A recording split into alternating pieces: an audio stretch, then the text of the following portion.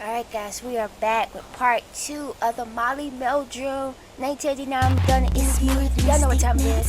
Let's get to it! So edition. The Mr. Jazz ain't talking.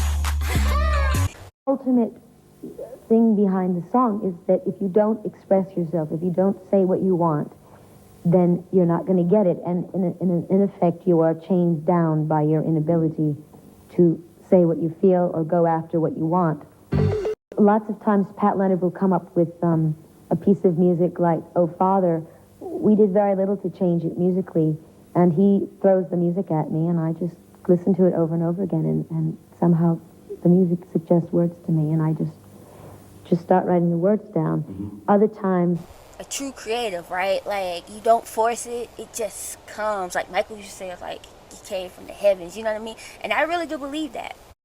I will come to Pat with an idea for a song, either lyrically or emotionally, and say, let's do something like this. Or I'll have a melody line in my head, which I will sing to him, and he will sort of pound out the chords to. I mean, it takes a lot longer to do it that way because I don't play an instrument, but ultimately it's a lot more personal. And then Steve Bray. I wonder how her dad felt like, dang, girl, I was trying to get you to be like a instrumentalist. And now you tell me you don't play instruments. See, that could have did you good, but like the geek in me is just loving this interview. Like, I love like the behind the workings of things. Like, oh, this happened, this is so cool. And shout out to that boy Steve. She about to talk about him. Let's go. It's the same thing. Sometimes he'll come up with a track, and he'll have a verse and a chorus, but he won't have a bridge, so we'll write the bridge musically together. I think that,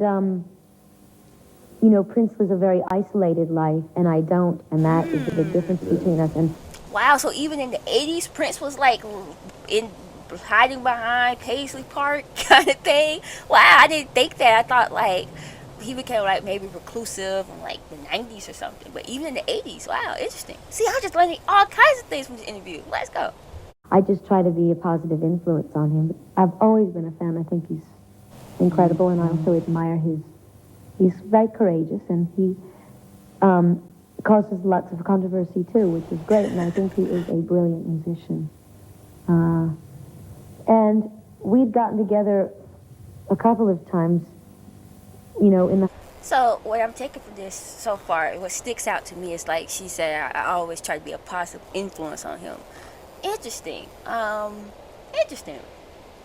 All right, let's go. Working with each other in some way. Either originally we were going to do a musical together, and we were going to write music for it, and that didn't really pan out. You know what I mean? We just kept getting together, and he seemed to fight the idea of just writing songs for a record together, because he's done that with so many people. He came to see me in the play I did last summer in New York, and he just, for the hell of it, put together a tape of some rough things that we had done in all of our meetings that we had. And Love Song was one of the songs, and I just said, this is crazy. It's such a great song. Why not put it on the record?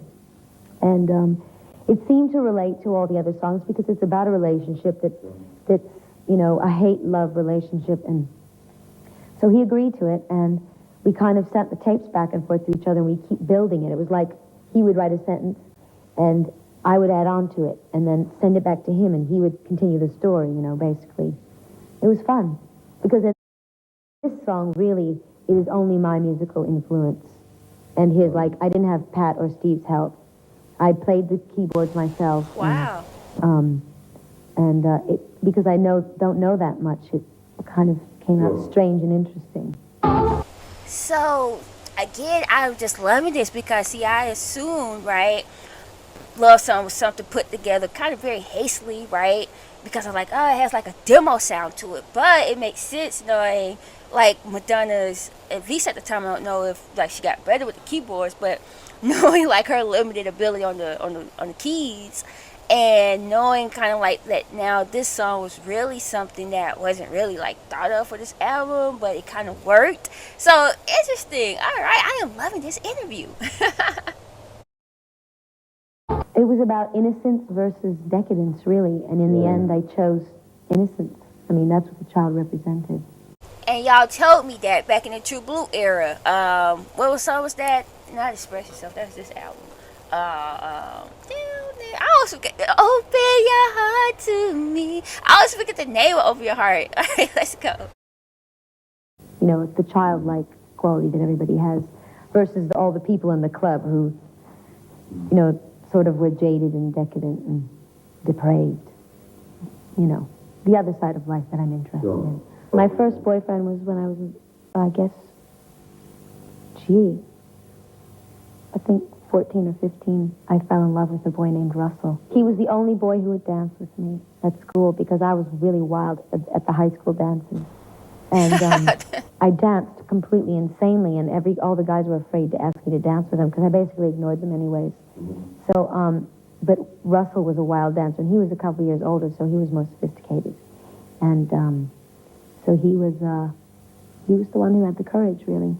So, did Russell ever come out with like a tabloid story to sell or tell, right? Like he did that Ray J, I had her first. Drop the comments below. Alright guys, for time's sake, we're going to pause here, but we're going to pick back up soon. Drop the comments below. Let's talk about this portion of the interview. What do you think? Alright guys, I hope everybody's out there feeling good, staying safe, and I'll see you guys soon.